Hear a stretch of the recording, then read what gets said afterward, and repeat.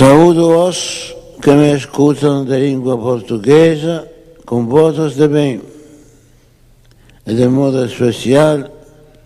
ao numeroso grupo da Associação Internacional de Fiéis de Direito Pontifício, Arautos do Evangelho.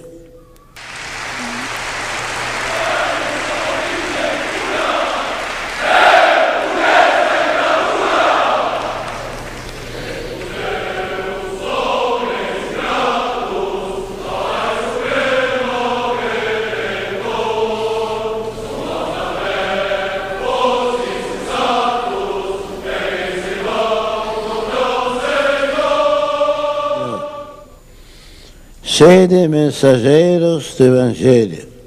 pela intercessão do coração imaculado de Maria,